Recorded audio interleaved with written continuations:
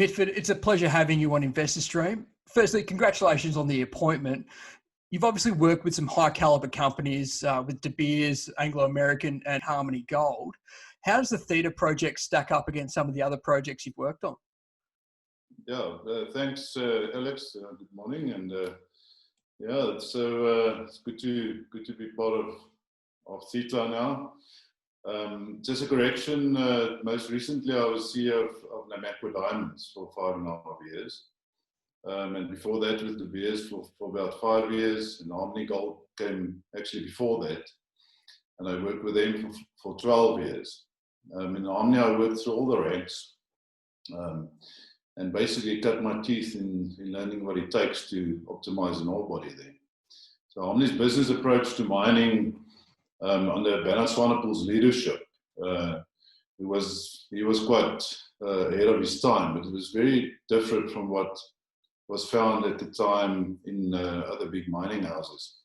And we bought many sort of perceived to be end-of-life assets from Anglo and Gencor and JCI and others at the time, and basically turned them into quality assets by optimizing the ore bodies, and that's by being cost effective and innovative. So I later applied those Harmony principles to operations in De Beers and Namakwa Diamonds, and exactly the same principles I found applies irrespective of the size or the age of the assets.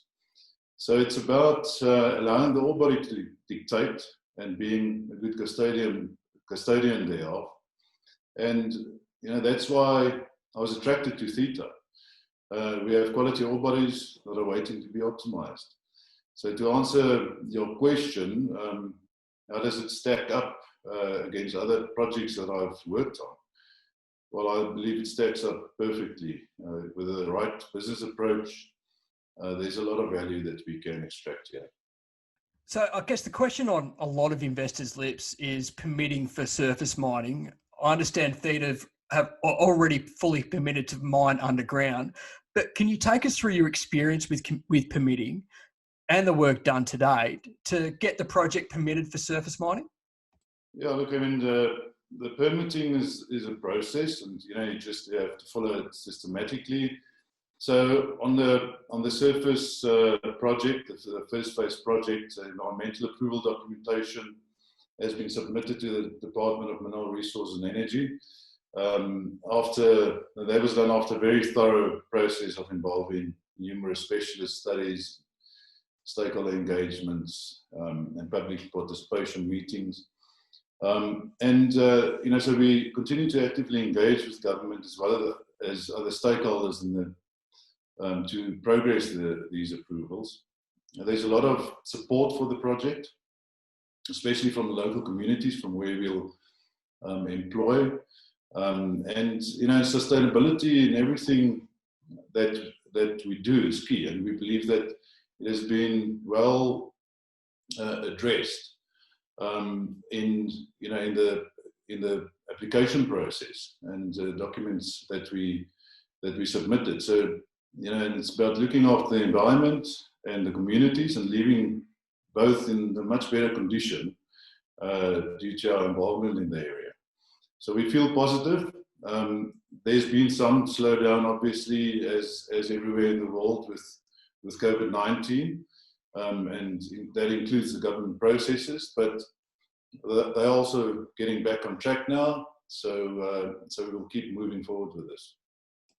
And finally, Mitford, a lot of emphasis has been placed on the Theta Starter project. Can you give us a sense for just how vast this resource could be in terms of size, scale, and strike length? Yeah, look, the Theta licenses in the area stretch over more than 100 kilometers from north to south. And there's many access points, and there's a resource base of about 6 million ounces. So that's a good place to start. So the starter project has 2 phases, with the phase 1 expected to extract about 220,000 ounces over a 5-year period, and the phase 2 extending the life to 10 years and extracting another about 300,000 ounces. And the CIL plant that will be built for the project has a much larger capacity than what we will start with. So increasing the 40,000 ounces per annum, of gold production is going to be possible, and we'll keep on looking at ways to increase that. As you also know that Jacques de Creux starts with me. He's going to be the Chief Operating Officer. We both start on the 1st of October. I've been involved for a few months already. And Jacques also comes from a sort of asset optimization background in Harmony. And he's done some other things, but in Harmony specifically, he was the general manager of a few of the larger and more complex operations. And he also commissioned quite one specifically large complex project. So I think the combination of the two of us, I believe, we can count ourselves as asset optimization specialists based on the experiences we've had. And we see great potential here in these ore bodies. So we're investigating holistically to operationalize these different mines, but in a staged approach. So in the process, we foresee upgrading of the resources and converting resources to reserve as we find techno-economic solutions and bring them into play. So, but that said, we will not take any focus away from the starter project, and that's being pushed forward. And in parallel, we are also then looking at these other opportunities.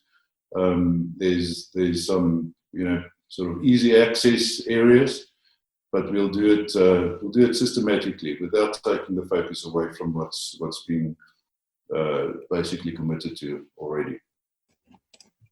Thanks, Mitford. Again, all the best with the new role, and look forward to catching up for more updates in the near term. Thanks for your time. Thank you very much, Alex. Thanks for having me.